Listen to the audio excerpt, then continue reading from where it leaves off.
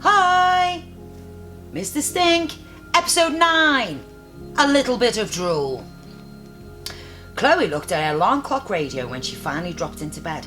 6:44 a.m. She'd never been to bed that late before, ever. Adults didn't even go to bed that late. Maybe very naughty rock star ones, but not many. She closed her eyes for a second. Chloe! Chloe! Chloe, wake up! Chloe! Shouted Mother from outside the door. She knocked on the door 3 times, then paused and knocked one more time, which was especially annoying, as Chloe hadn't expected her to. She looked at the alarm clock radio thing again, 6:45. She'd either been asleep for a whole day or a whole minute. As she couldn't open her eyes, Chloe guessed it must have been a minute. What? She said, and was shocked by how deep and gravelly she sounded. Telling stories all night had turned Chloe's voice into that of a 60-year-old ex-coal miner. Don't what me, young lady. It's time you stop lazing in bed. Your sister has already completed a triathlon this morning. Now get up. I need your help today on the campaign trail. Chloe was so tired she felt like she'd grown into her bed. In fact, she wasn't sure where her body ended and the bed began. She slid out from under a duvet and crawled to the bathroom, blinking in the mirror. Chloe thought for a moment that she was looking at her own nana. Then, sighing, she made her way downstairs to the kitchen table. We are going campaigning today, said Mother, as she sipped her grapefruit juice and swallowed the motorway tailback of vitamin pills and food supplements she'd lined up. It sounds boring, said Chloe. She made the word boring sound even more boring by making it longer than it needed to be. On Sunday mornings, Mother would allow television to be switched on so she could watch programmes about politics. Chloe liked watching television. In a house where viewing was rationed, even an advert for a Stanley stairlift was a treat. However, these political discussion shows, which for no apparent reason were broadcast on Sunday mornings, were bum-numbingly boring. They made Chloe think that she wanted to be a kid forever if this was what grown-up world was like. Chloe always suspected her mother had another motive for watching. She had a crush on the Prime Minister. Chloe couldn't see it herself, but loads of women her mother's age seemed to find him dishy. To Dad's amusement, Mother would always stop whatever she was doing to watch the PM if he came on the news. Once, Chloe even spotted a little bit of drool ooze down the mother's mouth when some footage of the Prime Minister in denim shorts playing frisbee.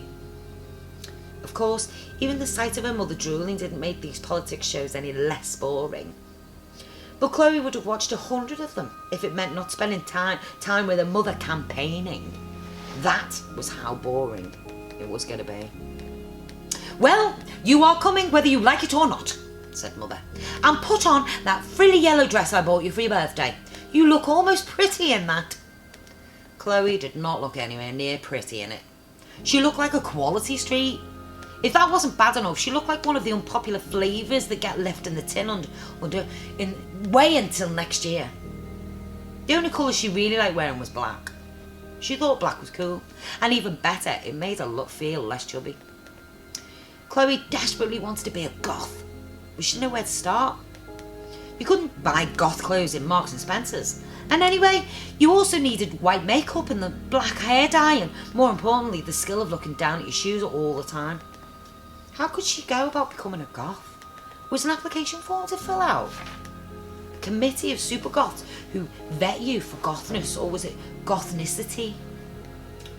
Chloe had once seen a real-life goth hanging around by a bin in the high street and become incredibly excited. She really wanted to go over and ask her how to get started in the goth world, but she's too shy. Which was ironic, since shyness is something you need if you want to be a goth. In the unlikely event of Elizabeth the cat becoming a goth, she would look hilarious. Anyway, it's cold outside, Chloe, said Mother, when Chloe came downstairs in the horrible Quality Street dress. You'll need a coat. How about that tangerine coloured coat Grandma bought you last Christmas? Chloe reached into the room under the stairs. This was where everyone in the family kept their coats and wellies. She heard a rustle in the darkness. Had Elizabeth the cat got shut in there by mistake, or had Mr. Stink moved indoors? She switched on the light, peeking from behind the bottom of the old fur coat. Was a frightened face. Dad? Shh. What are you hiding in there for? Chloe whispered. You're meant to be at work. No, I'm not. Shh. I've lost my job at the factory, said Dad sorrowfully. What?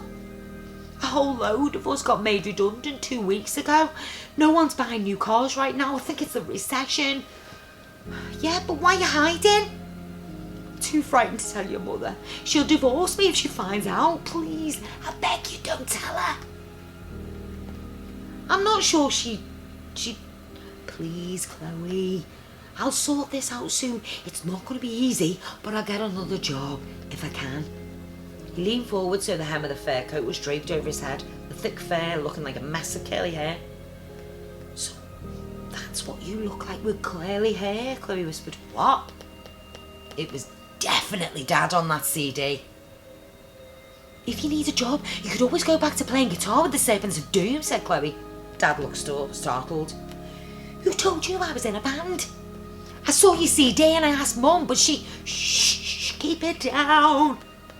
Wait, where did you find this CD? I was looking for my old hamster cage in the shed and it was in a box with a load of old junk. There was a bare guitar with it. Dad opened his mouth to say something, but just at that moment a door slammed upstairs. Chloe, come along, come on, boomed Mum. Promise you won't say anything about me losing my job, said Dad.